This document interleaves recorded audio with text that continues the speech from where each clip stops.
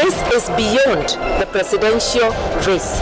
It is about permanent community of interest and permanent issues that need to be addressed. The interests of the mountain are paramount to ourselves as we think as Kenyans. Mimi nimerudi kuongea mara hii na wakaji wa Mlima Kenya na vijana kama kumepambauka. We would definitely want to go to this election not with the option of winning, but winning must be a must. Safari ya kuhakikisha ya kwamba tunawaweka katikati ya mipango ya serikali haiwezi kusimama. All right, thank you so much for staying with Newsnight. The discussion starts right now. You can send in your questions and views to 22422. Let me know where you're texting from and your name. At Trevor Mbija, at Citizen TV Kenya, at Waiga Mwaura. Use the hashtag Newsnight. It makes it easy for us to find your questions and comments real quick. Joining us now is His Excellency Governor Kinyanjui, Governor for Nakuru County. Thank you so much for making time. Thank you. So, Governor, let's start off where you left it. You said that there's no option. The option is winning, and winning must be a must. Yes. What did you mean by that? Well, I think in any human situation, even when you're preparing for an examination, you don't prepare to lose, you prepare to win. And politics being a science, it means there are specific ingredients you put and expect certain outcomes. So I think the point is, whatever it takes to win, you do it. Otherwise, why would you want to go to an election if you think you're not going to win? So I think the point we are simply trying to say, whatever is required and is necessary for victory, we must put it, and therefore the outcome we expect is victory. And I think that's really important for our region, because if you went to your people and told them you think or you're suspecting may win, who is going to come after you? So I think you also have to energize your area where you come from, and show them confidence. And if we're sure that one option or the other won't work, why would you be taking your people there? So I think it's a statement of confidence and the fact that you're ready to do whatever is necessary to achieve whatever results that you want to achieve. A statement of confidence, you say, but you can't guarantee a win, because essentially it's the people who decide, right? Absolutely. It's the declaration of victory is by the electoral body. But for the political actors, their work is to campaign and to say what they want and to give their policies with a view that the public will buy or will question or improve on the confirmation. But I think if it's about numbers, and I think that's where we are as political players, ours is to ensure that we get the numbers. And that's all we are saying, that whatever it takes to get those numbers, we are ready to do that. We are ready to beat the path and get the numbers. Based on your projections, what numbers, percentage do you think you're going to get from Mount Kenya? Well, I think it's too early. The election is about 9 months away. You cannot do a prediction now, given that there are so many things that are going to happen between now and then. There's going to be very serious movement between now and then. So the only thing we can predict at this stage is the probable direction that things are likely to take. But to be very precise on specific numbers, now that even the parties are not here, I think may not be very appropriate. But the important thing is, when you talk of 9 months to any election, even if you look at 2013, you look at 2017 and before, you cannot make very accurate predictions. But the point is, the formations are beginning to appear, and certain myths and certain assumptions are going to be crushed, including the fact that some candidates would not step in certain parts of this country. So I think there'll be lots of alignments. Again, when you get to February, a lot of people will move from one party to the other and so on. But all I can assure you is that this is an important, it will be an interesting space. And of course, like any other electoral process, interests will define where people go. I mean, we can talk of many models, but interests will be key in where people put their faith. What is the main interest of the Mount Kenya region now? First, it's good to confirm that I come from a region that would not typically fall under the Mount Kenya, because I have almost every other community. But it is also true that the Mount Kenya population, or the Mount Kenya associated population, is quite huge. And therefore, I cannot also be oblivious to what is happening. And therefore, having said that, for us who live in what you may call the diaspora, the right to live, work, do business, and anything that you want in any part of this country, I think is the first assurance that we would want. That whether I'm in Lamu, I'm in Kitale, I'm in Kisumu, I'm in Turkana, I can live, work without having to fear anything. And I think that is one of the issues that you're putting on the table. Secondly, just like anybody else, we are in business. We have interest in business to ensure that we have our rightful share, not more than anybody else, our rightful share within the business space, and also the enactment of business-friendly policies. We have had instances where the SME, the businesses, have complained seriously about certain policies that went against the interests of the business community. We have had issues of importation and such like. So, again, you're saying a business-friendly atmosphere allows growth. And I think this is a matter that we'll be looking at. We are also looking at issues to do with the youth. The issue of hopelessness within the region is something that we have said many times. We have seen major issues of alcoholism. Even in my own county, we buried about 10 people about 2 months ago. And all these is because of hopelessness arising from some cash crops that were previously there no longer there, meaning that we have economic issues that need to be solved. And therefore, we are also looking, just like anybody else, who can help us to solve some of these issues. They are not one-off. But if you're able to solve them gradually as we move on, it's going to make very huge changes. But I think also it's important to note that we are aware that this cannot be solved through a tokenist approach. These are deep-seated issues. They involve restructuring certain decisions that have been made, reviving the crops, because in the past, if you came from a family where, for example, you had pyrethrum, or you had coffee or tea and some of this, then you are not a beggar, you are not a poor person. You would be able to feed yourself, educate your children up to the university. But sometimes when you have challenges in these sectors, then a whole region is in trouble. I think these are some of the issues we'll be trying to look at, and also looking at genuine solutions to some of our many problems. Who is your preferred candidate for president governally? I think this is a process, and I'm on record saying that it is a process because, you know, candidates are coming up with their policies, with their programs, and so on. But I think having said that, we expect that in the coming days there'll be greater clarity, issues that require more information, we can clearly see them. And as I said in the past, for example, the BBI was a very key point of departure. And it had very important deliverables for our region. My county, for example, we are getting 5 more constituencies, 9 billion shillings more for our region. So again, for people we think stood with us and are going to support us even in achieving this, even in future, I think that would be a major consideration. You haven't answered my question, though. I think candidates have an opportunity to sell it to us, and we also have our list. So it's a process. We are in conversations with former Prime Minister. He has made presentations, but as you can be sure, this will be in a series of many others to come.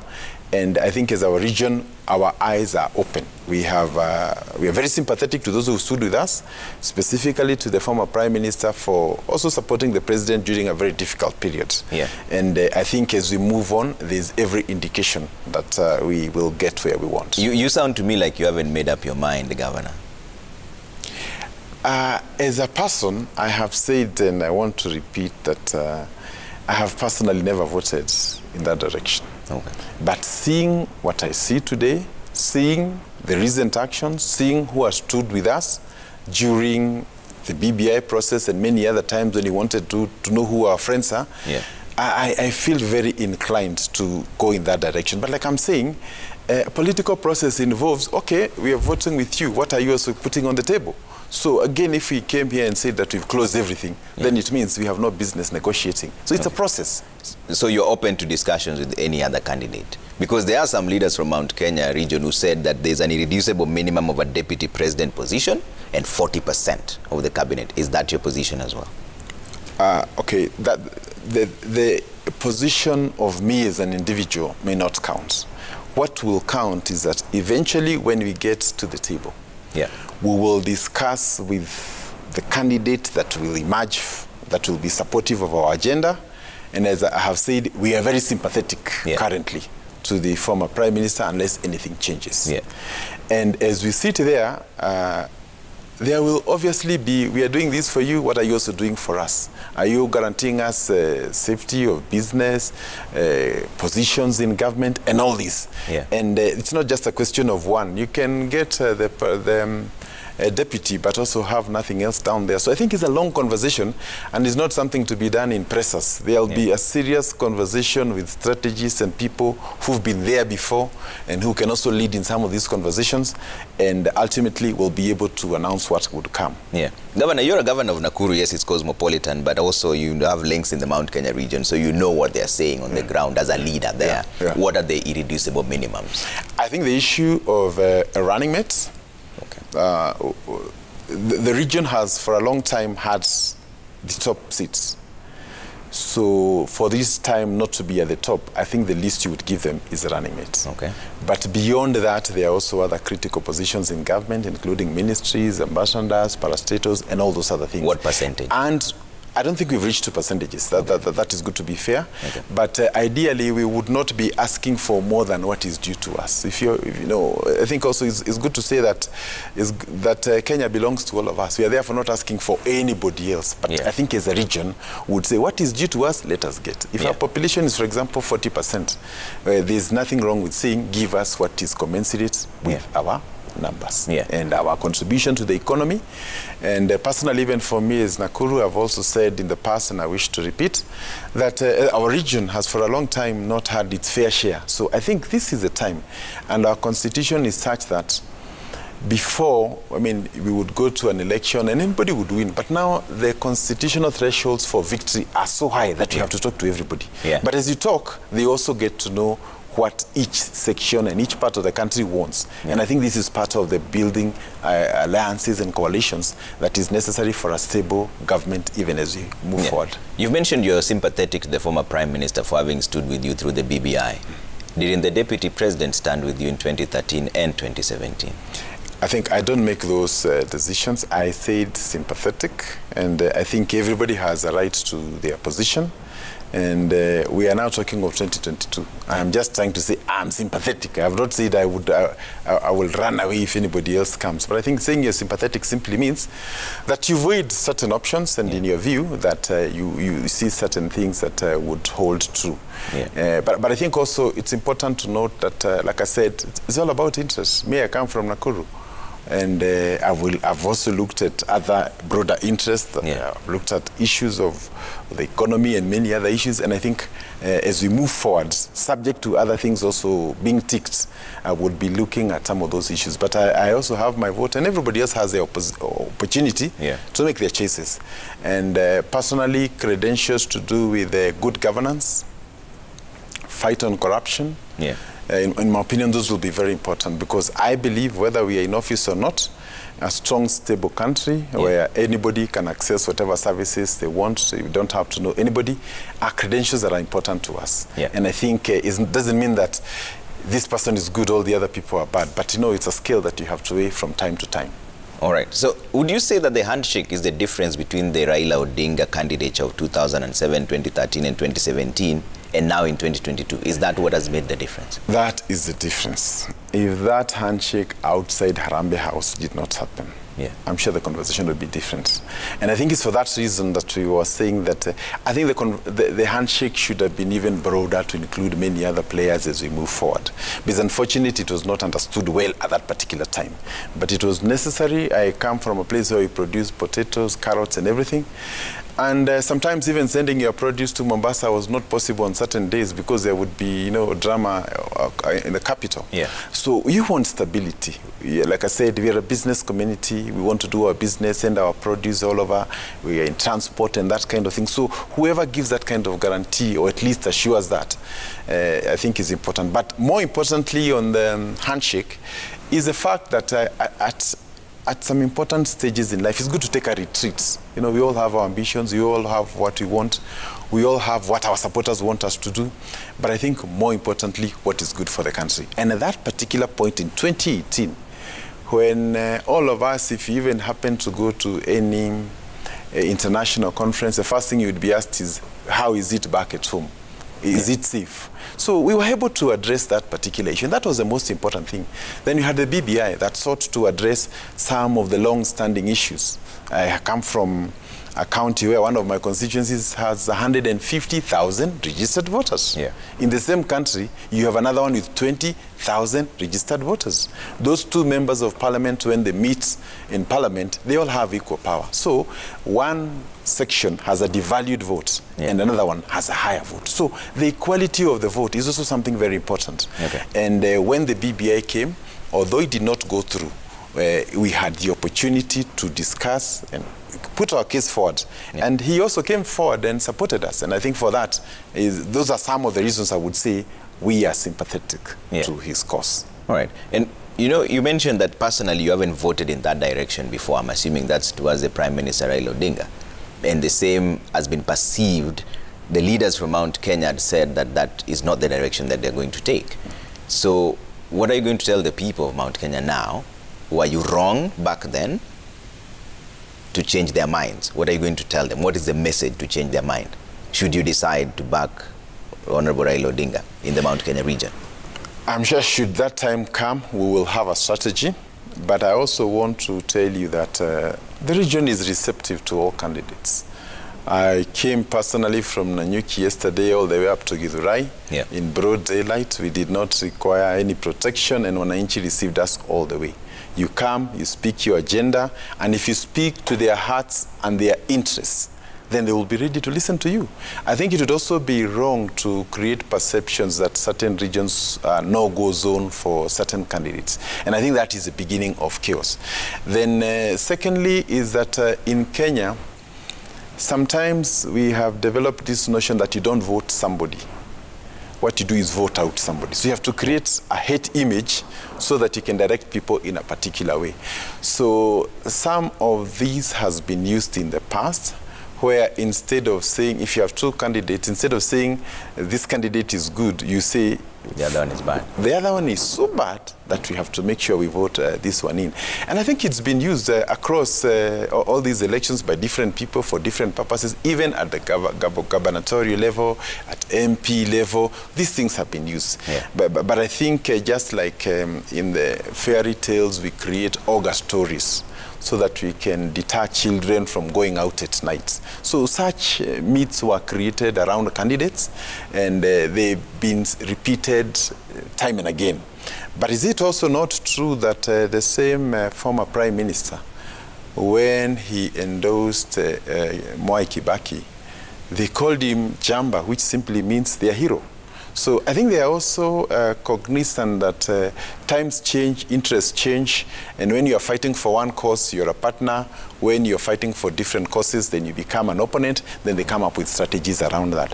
So I want to confirm, nobody is impossible to sell in any region. It just depends on the narrative that is developed towards that particular candidate. You say but times have changed, and speaking of time, in your own county, Nakuru, there was a declaration by the President Uhuru Kenyatta, yangu kumi, ya naibu wangu kumi. What changed that whole arithmetic? It was in your backyard, actually. Well, I wouldn't speak for the president, and I have not had him openly declare whether he stands for it or doesn't stand for it. But I think just like they have had very many political declarations. And I think just like anything else, including marriage, even when you say, I do, you have a responsibility to make sure that that marriage works. It's not enough just to say that you are married or something like that. So it is the same that even if you say we're going to have a partnership in the next 10 years or 5 years, we both have a responsibility to work towards making sure that it happens. But if one partner works in a manner that is perceived to be against the interest of another, then the future success of such a union is in limbo. So I think a declaration also has very many assumptions that we shall work together for the first 10, it shall go for the other 10, but as we know, just like in any other relationship, issues come in between, and I think that's where we are. All right. So we have seen quite a number of leaders, Honorable Martha Karua, Mwangi Kinyanjui, Moses Kuria, MPs allied to Deputy President. Who is best placed to negotiate on behalf of the Mount Kenya region, Governor Lee? I think first, it's good to appreciate that in a succession year, such as now, 2012, and even, I think, 2002, whenever there's a transition, there is always a problem of that the exiting president may not play a very active role sometimes in some of those conversations. And because the fact that they are very present and they have controlled everything, then it means the ground beneath is a bit suppressed. If you look at 2002, it took quite some time before where former President Moi came from, before they got their order to start running. But at the time when he was exiting, there was a bit of that kind of confusion. If you look at the year 2002, more or less the same. So I think it is not up to us to come and appoint anybody, but it will emerge. Some of these are natural consequences of, there'll be a bit of jostling here and there, a bit of confusion, but eventually that will happen. But also the exiting president will certainly have his voice, which will be part of it. So I don't think it will be one individual, in my opinion, but it is what I would call a consciousness around it. You know, different people coalescing together, coming together, putting their interests, and eventually being able to negotiate. And but I think what is also important to note and also to clarify is that this is a natural process. Actually, it was anticipated even in the Constitution that groups will sit together, come up with interests, lobby for them, so that eventually when you have a president, he is a president who understands every corner of the country. If he goes to Nakuru, he knows what issues we have. He goes to Mombasa or any other part of the country. So it is part of that process of understanding the whole country, the issues behind it, and what you need to do when that time comes. So it should not be perceived in any negative way. So you're saying now that none of these things are sealed because you are at the Mount Kenya Foundation meeting earlier on today. Are you saying that that was not a declaration that this is the direction you're taking? I think it would be wrong to assume that any particular region works on a switch. You know, you switch on, you switch off. I don't think that is a process. It's a courtship thing. It started about, I think, 6 weeks ago. Former Prime Minister came to Nakuru, we received him, we had a conversation with him, planted a tree, we went, he had a talk with the community there. But I don't think that is enough, in our opinion, to, do all these things. So he will also be in Nakuru in another, I think, 2-3 weeks, and another time and another time. So I'm saying courtship, I think even in our normal things, we would expect that there'll be serious conversations around these issues. This is purely introductory. And we are saying, as per the introduction, do we like it? I think the answer is yes from where I sit.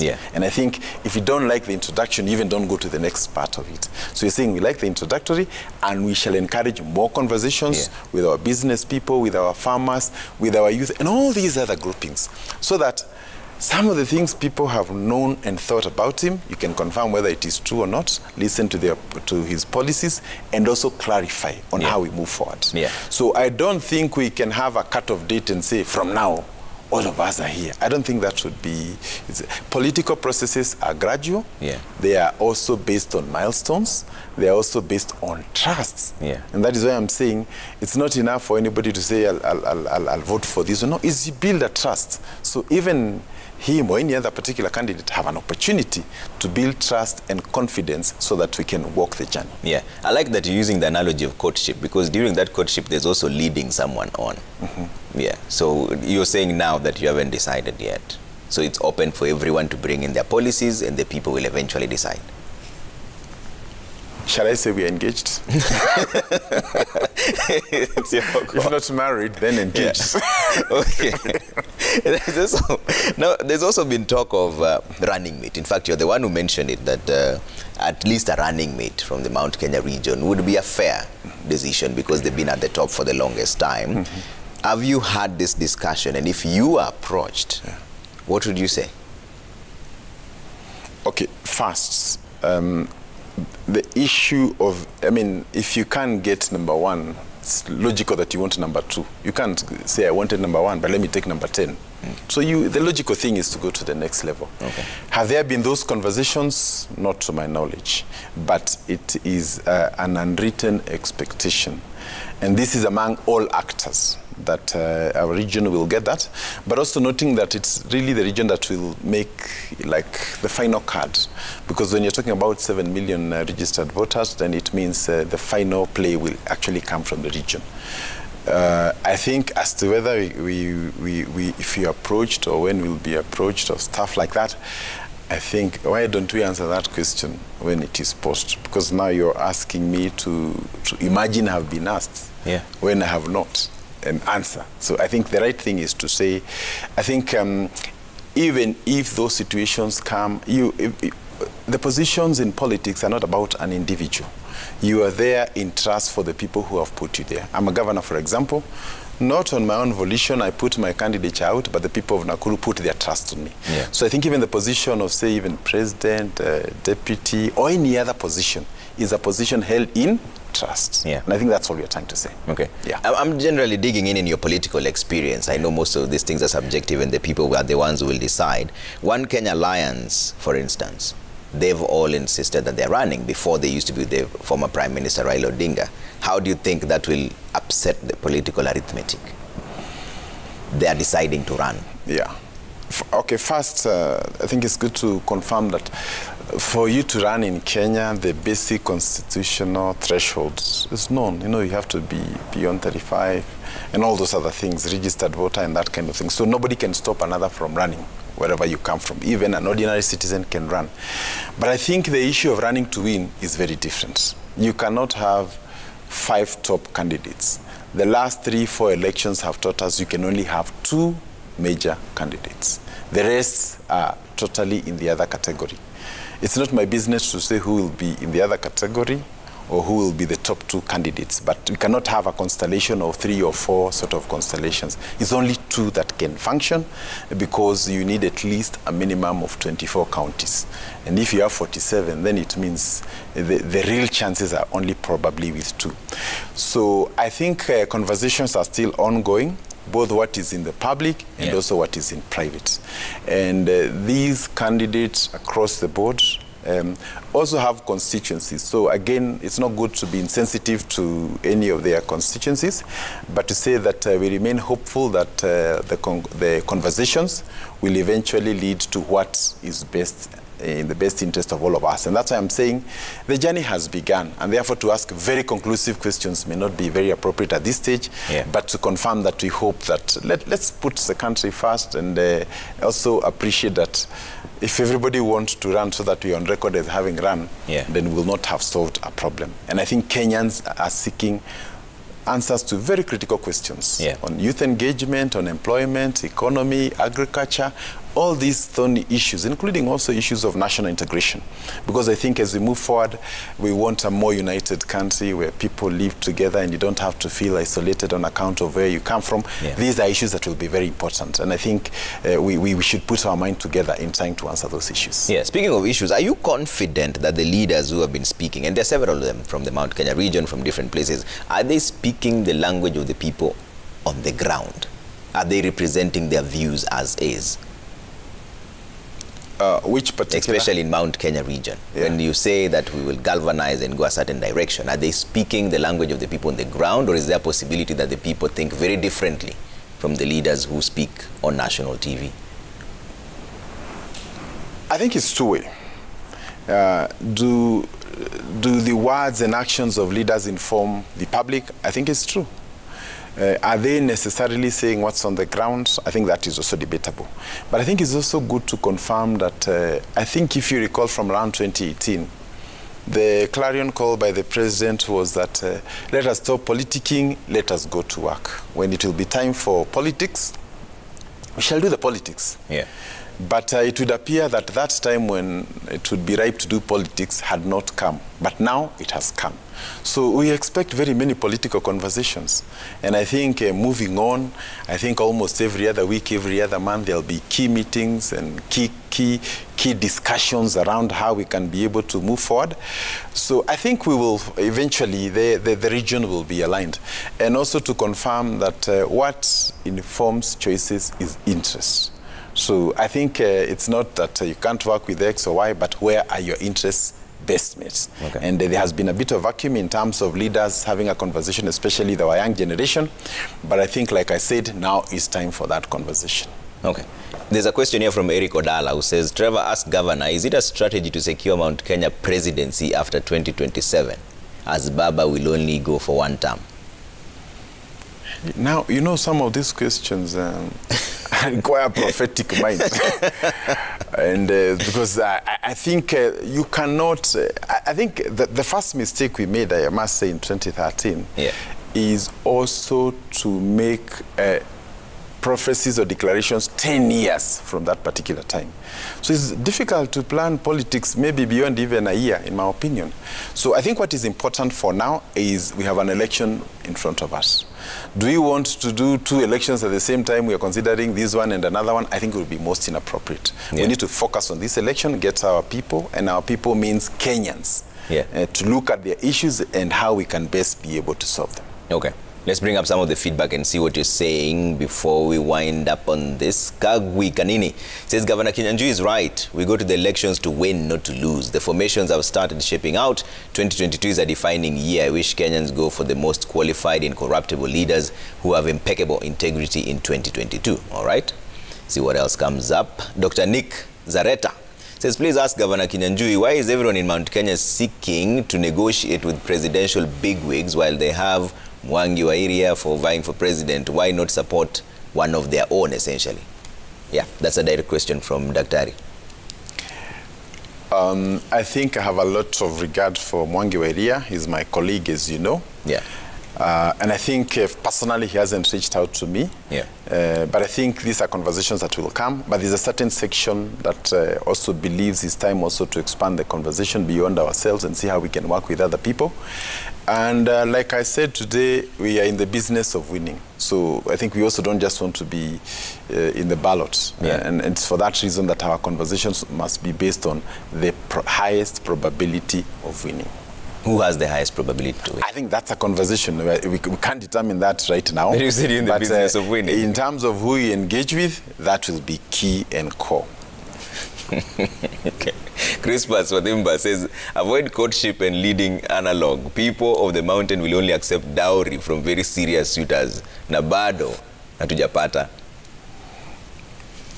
I think, like we said, it's a journey. If you even use that same dowry thing, you know, you come day one, you get to know the people, and that's what happened over the weekend. Yeah. Then now you come and you're told this is what we expect of you. Then you're able to meet the demands and we move forward. That's why we're saying it is a journey. Okay. But if you go to a place and you're not even allowed to enter, then it means no conversation will take place. Okay. And that is what has been happening in the past in that region. Okay. But now there's a bit of change, and they are saying, what has brought you here? What do you have to say? All right.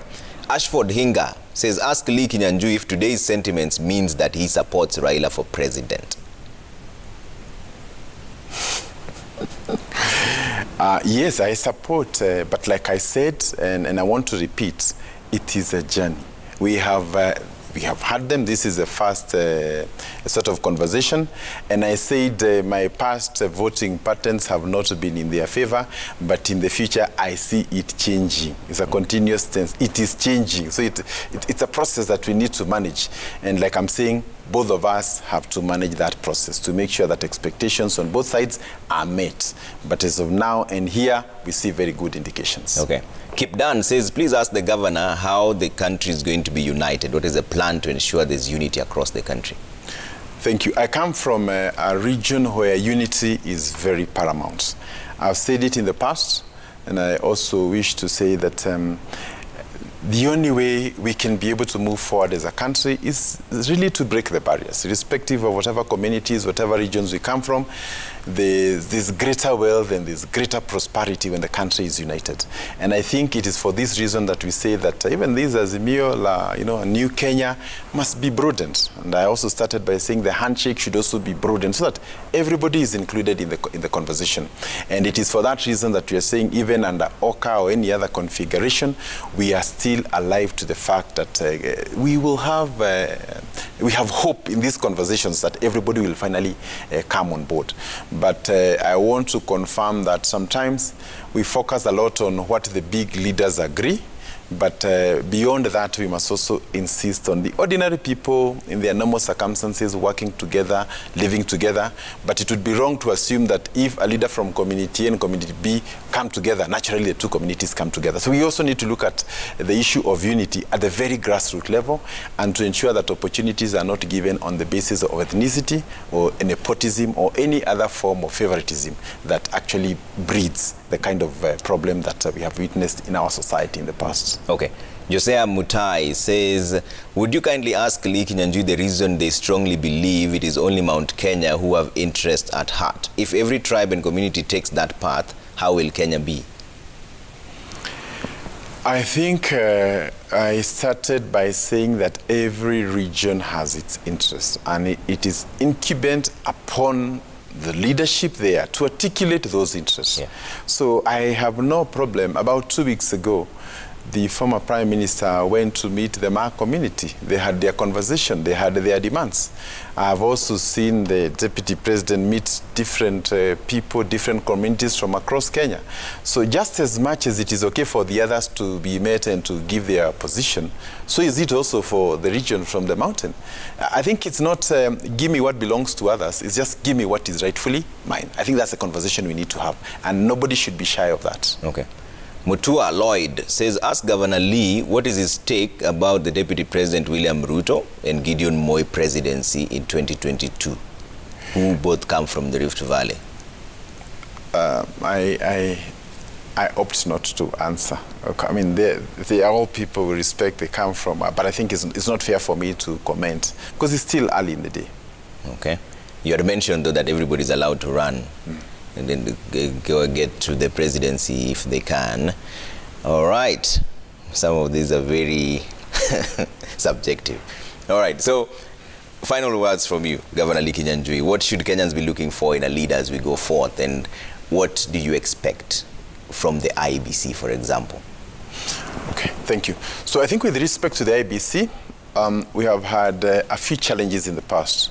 I think the first one was in the ruling on the BPI. There were certain aspects that touched on the IEBC, and in particular the degree to which it was constituted and whether decisions made prior to its full constitution were applicable. So I think these are questions we really need to look at, and also to confirm that it is important IEBC to command respect from all sides.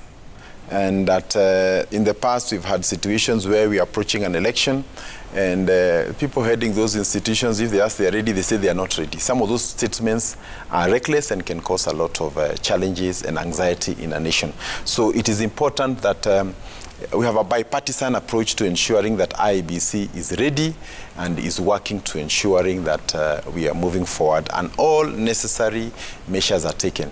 But beyond IEBC, it's good to confirm that elections are not just about IEBC. There are many other institutions that are also critical in ensuring a good election. And I think one of them is, for example, the NCIC, issues to do with hate, issues to do with profiling of communities or people and so on. So I think we need to look at approaching this election beyond just the IEBC, also looking at the police and all these other institutions and the degree to which they are ready to play their role. Then lastly also is to confirm that as we go to the next election, I think it's important to note that leaders make very critical decisions. And just to give one of them, in Kenya, decisions are made in Parliament. Budgets are made in Parliament. Vetting is made in Parliament. A lot of Kenyans have been complaining about fuel, but taxation is passed in Parliament. So it's good to know that a lot of decisions around our life, our cost of living, our economic issues, security, all those issues are actually made there. In that. And of course, Parliament is also greatly influenced by the executive. The executive also makes very key core decisions. So I think it's important that we open our eyes. I've said it in the past. It's also good to say that Kenya is also a key nation within the region, and that therefore the decisions that are made here in Kenya also impact on the larger region and the whole of Africa. So we need to open our eyes, see the greater responsibilities that we have. And of course, the elephant in the room is issues to do with corruption. I think if there's anything we must address with urgency, is the issue of corruption. If you cannot access a job, let it not because you had no money to bribe. If you cannot access a tender, it shouldn't be because you did not have money to bribe or favoritism and such like ills that we have had in the past. And I think for all the candidates who will be coming out, I think these are issues that we'll be looking at. Uniting the country, I think, remains a core issue. And I think for every Kenyan, I think it's important to feel that you're not any less because you come from one region or the other. Yeah. Finally, I think there's something here that we need to address, and it's very important that we clarify this, and it's from Dr. Wandia Njoya. She says vote-rich region means only one thing, tribalism. Next year, don't you dare tell us about peace or not being tribalist. You can't have your cake and eat it. Is that what we're saying here? I didn't get that. She says vote-rich region means only one thing, tribalism. And she's saying that next year, don't you dare tell us about peace or not being tribalist. You can't have your cake and eat it. Essentially, she's claiming that when you talk about a vote-rich region, then you're talking about tribalism. I'm not so sure that's the case, because when, for example, you say a particular county has 7 million voters. Numbers are facts. Yeah, I mean, those are the registered voters. Do they pay taxes? Yes. Do they pay licenses? Yes. Do they require security, water, and everything where they are? Yes. Do they require representation? Yes. And I think also it's important to confirm that we cannot run from the fact that we have different ethnicities in Kenya. We can only decide to use it positively or negatively. But the fact that you come from this ethnic Luo or Kalenjin or Mkamba is not something we should be afraid of. It is part of who you are. You did not choose to be there. And the other political reality is that, does that therefore influence political decisions? The answer is yes. It may not be the desirable thing, but is that what is happening in Kenya? Yes. And of course, there are a few exceptions where you have seen a person of Asian extraction going to Keses and getting elected, going to Meru and getting elected. There are those few exceptions. Yeah. But by and large, the principle that ethnicity plays a big role in political choices, that is true. But even as we confirm that to be the case, I think we should be working towards changing that. But you cannot change that which you deny to be existing. We acknowledge it is there, then we look for ways of changing. And that's why we're saying we put the agenda on the table. We're looking at security, we're looking at agriculture, we're looking at water.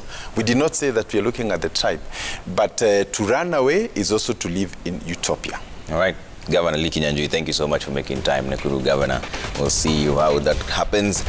Of course, take care of yourselves. And this is Newsnight. My name is Trevor Mbija. I was sitting in for Waiga Moura. Next week he'll be back. I see a lot of your feedback on this.